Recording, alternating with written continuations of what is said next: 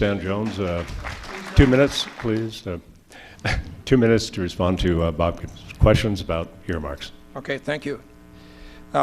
Which qualify as unjustified pork? All of them.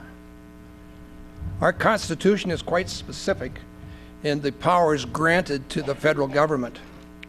The federal transportation bill has become the true pork barrel bill that Congress uses to enhance the abilities of incumbent people in Congress to get reelected.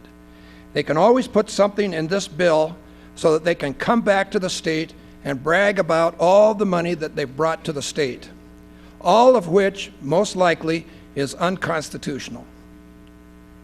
Transportation bill should be for transportation, and very little federal money should be spent on transportation. Transportation is a state issue. Transportation should be funded by state funds. So I say none of the 34 are qualified. They're all unconstitutional and should be eliminated. Thank you. Senator Burns, question on projects that are earmarked. 2 minutes. We made a rule when I first went on Appropriations Committee about earmarks. That rule still holds today. I'm proud of what I brought back to Montana. Most of it, in fact, the lion's share of it, is for infrastructure.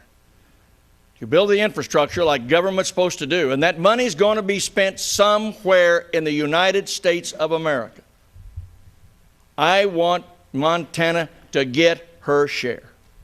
And if you leave that up to a faceless, unelected bureaucrat of a state of 900,000 people, tell me how much we're going to get. Now, earmarks as described by Mr. Jones and Mr. Tester, they have to stand the scrutiny of the subcommittee hearing. They have to stand the scrutiny of a full committee hearing. And they have to stand the scrutiny of the full United States Senate. And I have to go out and defend them. And I will tell you, it is pretty hard sometimes whenever you've got a John McCain out there on the floor taking you to task. But we defend them, our name is on them, and everybody that I honor on earmarks, their name is on theirs too, and they have to defend them.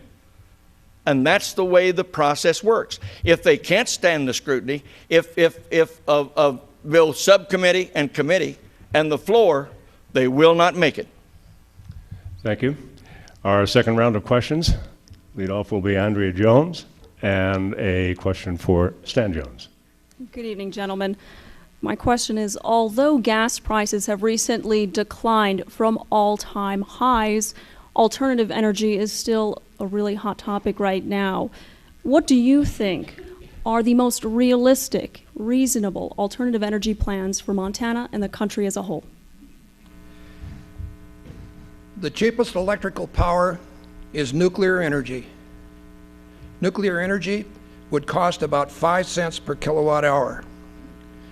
This nation has pretty much put the kibosh on nuclear energy. We have just a little over 100 power plants, nuclear power plants in the United States. And those power plants are the cleanest, the safest, and the cheapest form of energy. There are new power plants that have been designed that are in use in China that would burn the used fuel that we are storing in underground vaults, would use that fuel and burn it up completely. There are other nuclear power plants, I can't remember the full name, but it's a pebble design that does not even burn hot fuel. It's a nuclear plant. We must reinstitute nuclear power. Coal is another one. Montana is rich in coal. Coal can be liquefied into gasoline. Now, you've heard the news that Governor Schweitzer is promoting that. If government got out of the way, we would already be using it. But government overregulates the energy industry. That has to stop. Conrad Burns, 2 minutes. Last year we passed an energy bill. We also opened up some new areas for increased production. You know what happened? We found more oil and we found more gas. But we also found some in tax credits that helped us in our alternative and renewable fuels. We had a hearing over at Sidney, Montana, at the research station there. That's an ARS station and works in conjunction with North Dakota State University. Agriculture will rewrite the Farm Bill next year, and agriculture will have a role in gaining our independence or dependence away from foreign energy. Both in biodiesel, both in ethanol, both made from grains and also the cellulosic ethanol. That wouldn't be happening right now, these ethanol plants that's going up in the Midwest. 11 million acres has been identified in Montana that we can produce more oil from oil seeds than the soybean folks can produce in the Midwest. We must use those in our biodiesels and our biolubricants. We visited a plant in Malta in its embryonic stage. And we have to use the alternative fuels. That's what brings down the price of gasoline. That's what brings down the price of any fuel, because basically we are talking about a world commodity. And it's traded as a world commodity. And whenever you got competition in the market, it brings down the price. We've seen it come down already. In fact, I would tell you it's what, $2.38 here in our state now, in Montana, generally across the state, somewhere in there. And tonight on the news, $2.01 in Ohio.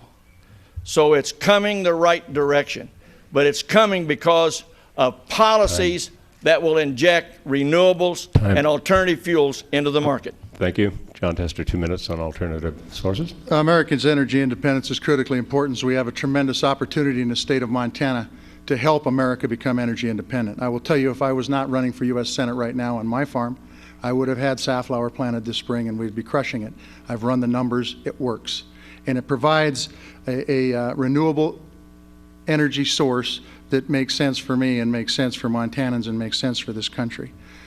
We can talk about biofuels, we can talk about ethanol, we can talk about wind energy. We did a lot of good things in the last session to help promote those kind of renewable sources. But the fact is, what we need back in Washington, D.C. is we need leadership. Not somebody just to let things happen, but somebody to help facilitate these industries grow. And it's important for Montana.